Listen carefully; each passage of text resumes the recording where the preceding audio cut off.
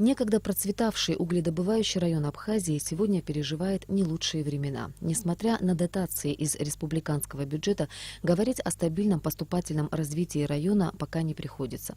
Вот почему проекты, предложенные руководителями Фонда международного делового сотрудничества Вахтангом Пипе и Александром Ченгелия, вызвали здесь неподдельный интерес.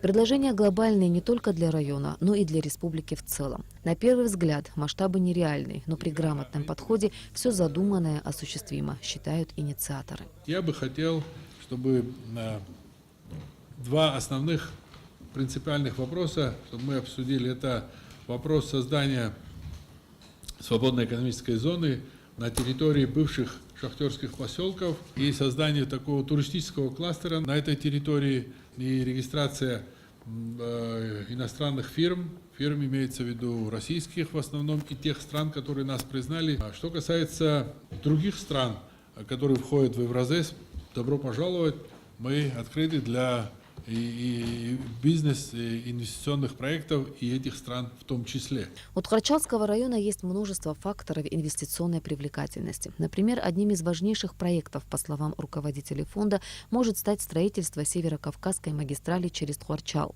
Путь должен соединить Абхазию с Кисловодском и далее с Поволжьем и Уралом. В данном случае будет востребовано и создание логистического центра, который свяжет в единый транспортный коридор воздушные, автомобильные и морские перевозки. На самом высоком уровне все чаще поднимаются вопросы, имеющие самое непосредственное значение для Абхазии, для Тхорчала в частности. Это строительство транскавказской автодороги Черкесск-Абхазия-Адлер, соединяющие не имеющие выхода к морю республик Северо-Кавказского федерального округа к будущему транспортно-транзитному коридору к объектам переработки и хранения грузов. При реализации данного проекта будет задействована горная часть Тхорчала. Здесь становится актуальным развитие горного туризма.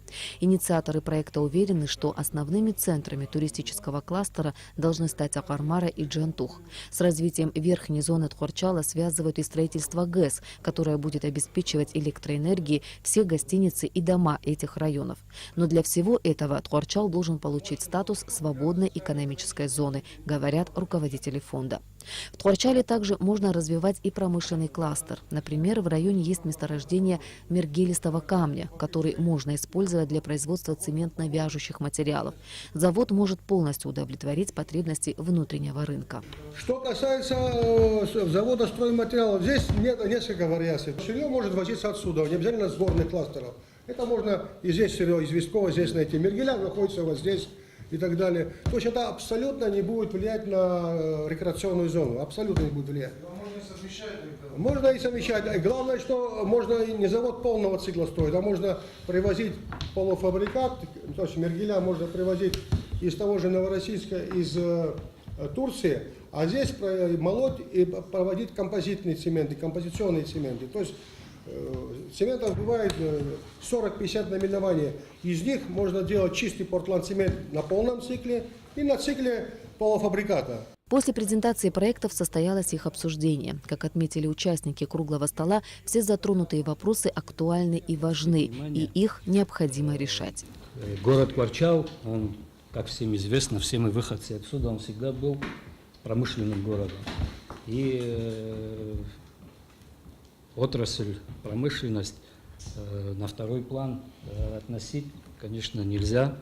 Промышленность тоже надо возрождать, поднимать, чтобы у нас не получилось так, что, гонясь за какими-то одними идеями, мы упустили другие моменты, которые, может, более перспективные и более насущные для нашего района.